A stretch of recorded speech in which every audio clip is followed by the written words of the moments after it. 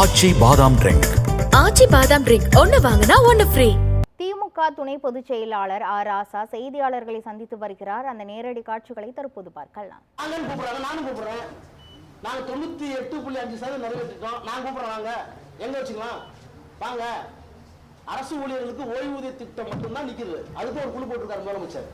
அது நிதி பற்றாக்குறை இருக்கு, அதை எப்படி செய்யலாம்னு ரெண்டு பேரும் காம்ப்ரமைஸா ஒரு டீம் போட்டிருக்கோம். அதான் ஒத்துக்கிறோம். அதை தவிர மீது என்ன செய்யல, சொல்லாதையும் செஞ்சிருக்கோம். நான் கூப்பிடுறேன், வர அவர் கூப்பிட வேணாம், நான் கூப்பிடுறேன், வாங்க. அமித்ஷா அவர்களே வாங்க, நான் தயார். டெல்லியில, சென்னையில, புவனேஸ்வரில, ஆனா தயவு பண்ணி ஹிந்தியில பேசாதீங்க, வாங்க. திட்டங்களை வந்து மடைமாற்றி மாநில அரசு பயன்படுத்திக்கிட்டு இருக்காங்க. அதான் பொய்னு சொல்ல ஒரு ஆதாரம் சொல்லணும்ல, ஏதாவது ஒரு ஆதாரம் சொல்லணும்ல. இந்த ஹெட்ல, இந்த தலைப்பின் கீழ் ஊரக வளர்ச்சி துறைக்காக நாங்கள் கொடுத்த 16,000 கோடியை 18,000 கோடியை அவங்க எடுத்துட்டு போய் வேற திட்டத்துக்கு கொடுத்துட்டாங்க அப்படின்னு சொல்லணும்ல. நீங்க கொடுக்க வேண்டிய எய்ம்ஸ்லாம் தாவா இருக்குமே மதுரையில். சார், மகாராஷ்டிராவில் எப்படி ஆட்சிக்கு வந்தோமோ, ஒடிசாவில் எப்படி ஆட்சிக்கு வந்தோமோ, டெல்லியில எப்படி வந்தோமோ, அதே ரூட்ல தமிழகத்திலும் என்ன ஒரு மெசேஜை கன்வே பண்ண விரும்புறாங்க. உங்கள்ட்ட நான் கேட்கறேன், அரவிந்த் கெஜ்ரிவால் ஆட்சி எடுத்துட்டீங்க. அரவிந்த் கெஜ்ரிவால் அரசியல் தத்துவம் என்ன? அவர் எதிர்த்து வந்தாரு? ஊழலை மட்டுமே எதிர்த்து அரசியலுக்கு வந்தார். அவருக்கு பின்னாடி தத்துவம் இருந்ததா? அவருக்கு முன்னால் தலைவர் இருந்தாங்களா? என்ன வித்தியாசம்? மகாராஷ்டிராவுக்கோ டெல்லிக்கோ மற்ற இடங்கள்லயோ பிஜேபி சித்தாந்தத்தை எதிர்ப்பதற்கு சார் நாங்கள் அமித்ஷாவையும் மோடியும் பார்த்து பயப்படல. அவங்கெல்லாம் எங்களை ஆற்றால் சாதாரண ஆளுங்க. அவர்களுக்கு பின்னால் இருக்கிற அரசியல் தத்துவம் எல்லா இடத்துலையும் படம் எடுத்து ஜெயிக்குது. ஏன் இங்கே ஜெயிக்க முடியல? எங்கள்கிட்ட அந்த சித்தாந்தத்துக்கு மாற்று சித்தாந்தம் எங்கள்கிட்ட இருக்கு. அந்த சித்தாந்தம் இங்கே வர முடியாது. ஸோ திராவிட இயக்க சித்தாந்தம் இருக்கிற வரை அவர்களால் இங்கே காலூன்ற முடியாது. ஆகவே நாங்கள் டெல்லி அல்ல, நாங்கள் மகாராஷ்டிரா அல்ல, நாங்கள் ஹரியானா அல்ல, நாங்கள் தமிழ்நாடு, நாங்கள் திராவிடம். இங்க வர முடியாது. சார், சமூக சிக்ஷா அபியான் கீழ வர 2352 கோடி பத்தி நிறைய கேள்விகள் திமுக எழுப்பியிருக்கீங்க, ஏன் கொடுக்காம இருக்காங்க? அதை பத்தி எதுவும் பேசல. டீலிமிட்டேஷன் தொகுதி மறுவரையை பத்தி நிறைய கேள்விகள் நீங்க எழுப்பியிருந்தீங்க. நீங்க கேட்டீங்களா? உண்மையாதான் கேட்கலாம். ரெண்டு பத்தியும் பேசாமே போயிருக்காரு. அதை பத்தி அதுதான் எடுத்து சொன்னேன். மூணே தான். அப்பட்டமான பொய், அருவருப்பான வஞ்சகம், பிளவுபடுத்தும் சூது.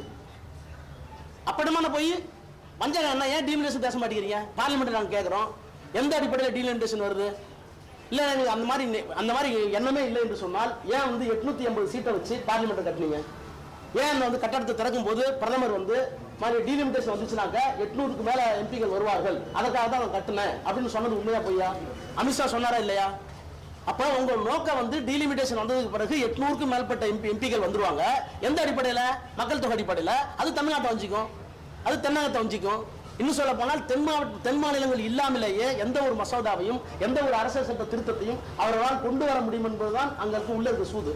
அந்த சூது முறியடிச்சிருக்கிற ஒரே தலைவர் எங்களுடைய மாண்பு முத்துவேல் கருணாநிதி ஸ்டாலின் என்கிற மாமனிதர் தான். இதை டெல்லி வரைக்கும் ஒப்புக்கிறாங்க. நீங்க மட்டும் இல்லைன்னா நேரம் டீலிமிட்டேஷன் முடிச்சிருப்பாங்கிறாங்க. பேச மாட்டார், அவர் பேச மாட்டாரு.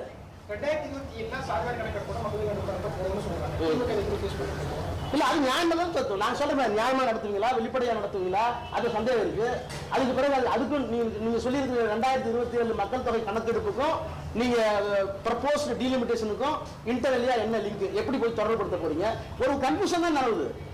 இதே என்ன சொன்னாங்க? நீங்க முரண்பாட பாருங்க. சாதிவாரி கணக்கெடுப்பு என்பது இந்தியாவை பிளவுபடுத்தும். சாதிவாரி கணக்கெடுப்பு கேட்கின்ற திமுக உள்ளிட்ட மாநில கட்சிகள் பிளவுவாதிகள், பிரிவினைவாதிகள் அப்படின்னு சொன்ன வாய் எங்க? அந்த வாய் நல்ல வாய், இந்த வாய் நாரவாயா? கேட்க மாட்டோமா? இதான் நீங்க கேட்கணும். ஜனநாயகத்தினுடைய 4வது தூணிங்க தானே கேட்கணும். சார், அமித்ஷா இதோட 2வது தடவை வந்திருக்காரு. இன்டர்னல் மீட்டிங் ஒன்று நடந்திருக்கு, அது இல்லாம ஒரு கூட்டம் நடந்திருக்காங்க. 22ஆம் தேதி முருகன் மாநாடு நடத்த திட்டமிட்டிருக்காங்க. ஆனா அரசியல் கட்சி சொல்றாங்க அது அரசியல் உள்நோக்கத்துக்காக மட்டுமே முருகனை கையாளக்கூடிய ஒரு விஷயம். உண்மைதானே? அவங்களுக்கு என்ன காரணம்?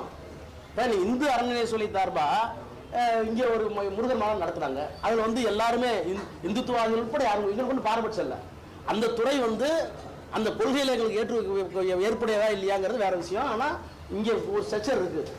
இந்து மதம் அதற்கான கோயில் எல்லாம் இருக்கு. அந்த கோயில்களை பராமரிக்கணும், சொத்துக்களை பராமரிக்கணும், அதை முன்னேற்றுறதுக்காக ஒரு துறை இருக்கு. அந்த துறை நடத்துறாங்க. நீங்க எதுக்கு நடத்துறீங்க? நான் சொல்றேன், இவங்க நடத்துறது இந்து மத ஒற்றுமைக்காகவோ அல்லது முருகனுக்காகவோ இல்லை. இங்க மதவாதத்தை ஏற்படுத்தணும், தெளிவு சக்தியில் கொண்டு வரணும், இஸ்லாமியர்களுக்கு எதிராக, கிறிஸ்தவர்களுக்கு எதிராக, சிறுபான்மை மக்களுக்கு எதிராக தூண்டிவிட்டு அந்த தூண்டுதல் உணர்ச்சியில அரசியல் ஆதாயத்தை நினைக்கிறாங்க. அது மதுரை மக்களே விரும்பவில்லை. இது அவர்களுக்கே தெரியும். சார், திருப்பரங்குன்றம் மலையை பத்தி கூட பேசுங்க. 1000 ஆண்டு பழமை தற்போது மதவாதத்தை பிளவுபடுத்தும் சக்தியாக. ஏங்க, அதுக்கு 4000 வருஷம் இருக்குங்க. அதுக்கு நீங்க இவ்வளவு கேக்குறீங்களே, தமிழ்ங்கிறாரு, தமிழுக்கு ஒண்ணுமே செய்யலங்கிறாரு. ஏன் கீழடி ஏன் திரும்ப ரிஜெக்ட் பண்ணிட்டே இருக்கீங்க? கீழடி ஆய்வை ஆர்கியாலஜிக்கல் சர்வே ஆஃப் இந்தியா இருக்குல்ல, தொல்லியல் துறை, அந்த தொல்லியல் துறைக்கு நாங்கள் அனுப்பியிருக்கோம். அதே மாதிரி இரும்பை கண்டுபிடிச்சி 5 வருஷம் 5500 வருஷம் ஆச்சு. இங்கே தான் கண்டுபிடிச்சோம், இங்கே நாங்கள் தான் புழக்கத்தில் கொண்டு போனோம். இந்த ரெண்டையும் நீங்கள் அங்கீகரிச்சிங்களா? அந்த அந்த அந்த அலுவலர் அவர் பேர் என்ன, நல்ல அமர்நாத். அமர்நாத் அவரை வந்து 3 தடவை மாற்றி மாற்றி அடிக்கிறீங்களே. அஸ்ஸாம் ஏன் அஸ்ஸாம் கூப்பிடுறீங்க? அவர் கொடுத்த அறிக்கையில் தப்பு இருக்குன்னு சொல்றீங்கல்ல. அவர் கொடுத்த அறிக்கையில் தவறு இருந்தால் அந்த அறிக்கையை கொடுத்தவர் தானே கூப்பிட்டு இந்த இடத்துல தப்பு இருக்கு, உங்களுடைய பதில் என்ன கேட்கணும். அதான் நேச்சுரல் ஜஸ்டிஸ். நான் ஒரு அறிக்கை கொடுத்தேன்னா அந்த அறிக்கையில் வந்து ஒன்றிய அரசு வந்து தப்பு கண்டுபிடிச்சதுன்னா நீங்க கொடுத்துக்கிற அறிக்கையில இங்க தப்பு இருக்குன்னு அவர் தானே கேட்கணும். அவருக்கு ஒரு வாய்ப்பு கொடுத்தீங்களா? என்ன கேளுங்கன்னு சொல்ல மாட்டேங்க, கேட்க மாட்டேங்கிறீங்களே. லேசா திருப்பி விட்றீங்க அப்படின்னு போஸ்ட் ஆஃபீஸா திருப்பி விட்றீங்களே. காலதாமதம் என்ன அர்த்தம்? இதெல்லாம் தமிழர்களுக்கு, தமிழருடைய பண்பாட்டுக்கு, தமிழ்நாட்டுடைய நாகரிகத்திற்கு, தமிழ் கலாச்சாரத்திற்கு, திராவிடத்திற்கு எதிரானவர்கள் என்பதை திரும்ப திரும்ப அவர்களை அறிந்தோ அறியாமலோ அப்பட்டமாக வெளிக்காட்டிக் கொள்கிறார்கள்.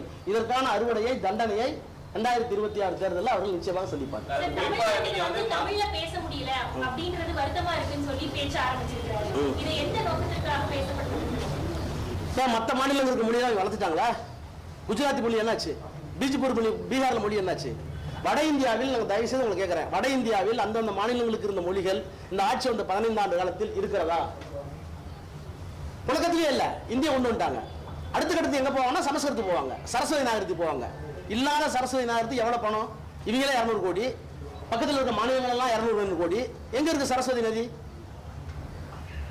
இல்லாத சரஸ்வதி நதிக்கு இவ்வளவு பணம், பேசாத சமஸ்கிருதத்துக்கு இவ்வளவு பணம். ஆனா எங்க கீழடிக்கு, எங்களுடைய நாகரிகத்திற்கு, எங்களுடைய இரும்பு பயன்பாட்டிற்கு எந்த அங்கீகாரமும் கொடுக்க மாட்டோம்னா நாங்க தான் கேட்கிறோம். என்ன உங்களோட தான் நாங்க இந்தியாவோட தான் நாங்க இருக்கிற மாதிரி எங்களை அங்கீகரிக்கலாம் இல்லையா நாங்க தான் கேட்க வேண்டியது. சார், சட்டமன்ற தேர்தலுக்கு இன்னும் 7 மாசம் இருக்கு. இப்பயே உள்துறை அமைச்சர் இங்க வந்து இது பண்றாரு, இது எப்படி பாக்குறீங்க? ரொம்ப நல்லது. எத்தனை முறை மோடி வந்தாரோ அவ்வளவு வாக்கு வித்தியாசம் அதிகமானது நீலகிரி தொகுதியில். அது மாதிரி எத்தனை முறை அமித்ஷா வருகிறாரோ அத்தனை முறை எங்களுடைய முதலமைச்சர் எண்ணிக்கை அதிகப்படுத்திட்டே போவார். அருள்கூர்ந்து அவர் வர வேண்டும். அவர் வந்தால்தான் நாங்க 200 இலக்கை தாண்டி 210, 207 மேல போயிட்டே இருக்கோம். உள்துறை அமைச்சர் சட்ட ஒழுங்கு பிரச்சனை குறித்து பேசுறாரு. அது மாதிரி ஜாதி இதை வந்து பிளவு ஏற்படுத்தக்கூடிய வகையிலையும் திமுக செயல்பட்டு இருந்த ஒரு குற்றச்சாட்டு. சார், இதெல்லாம் நீங்க பேசலாமா? பில்கிஸ் பானு ஒரு பொண்ணு கேள்விப்பட்டீங்களா? வயசுல 3 மாத குழந்தை, கையில 2 வயசு உள்ள குழந்தை நடந்து போறாங்க.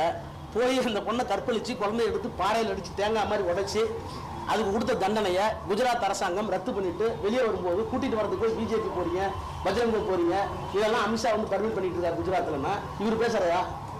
இவர் சட்ட ஒழுங்கு பத்தி பேசுறாங்க. மணிப்பூர்ல என்ன நிலைமை? கவர்னர் வெளியே வந்தாரா? பிரைம் மினிஸ்டர் பதில் சொன்னாரா? என்ன நிலைமைன்னு கேட்கிறேன். போலீஸ் பாதுகாப்போட, ராணுவ பாதுகாப்போட பெண்களை கூட்டிட்டு போய் கற்பழிக்கிறாங்க. வீடியோ வெளியே வந்துச்சு. அந்த சீஃப் மினிஸ்டர் எடுக்க முடியல, கவர்னர் பதில் சொல்ல முடியல. இவ்வளவும் பார்த்துட்டு ஊமை மாதிரி உட்காந்துருந்தீங்க. அருவருப்பால, வெக்கமா இல்ல? நாங்க தான் கேட்டோம், திமுக தான் கேட்டுச்சு.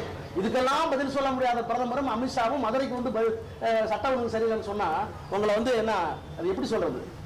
ஒடிசா தேர்தல் பிரச்சாரத்தின் போது தமிழ்நாட்டை சேர்ந்தவர் ஆட்சி செய்வாங்க மாதிரி பிரச்சாரத்தை முன்னெடுத்தாங்க. இங்க தமிழ்நாடு அப்படிங்கிற மாதிரி ஒரு பிரச்சாரத்தை முன்னெடுக்கிறார். இது நோக்கம் என்ன? இதுதான் உண்மையான பிளவுவாதம். ஏக இந்தியா ஒரே தேசம் என்று சொன்னால் ஒடிசால யார் இல்லைன்னா அவர் ஒரு ஐஏஎஸ் ஆஃபீஸர். அந்த ஐஏஎஸ் ஆஃபீஸர் நாட்டுக்கு நல்லது பண்ணாரா கெட்டது பண்ணாதானே சொல்லணும். அவர் வந்து ஊழல்வாதியா, முதலமைச்சர் இருக்கிற அவர் வந்து நல்லவரா கெட்டவரா இதானே சொல்லணும். ஆனா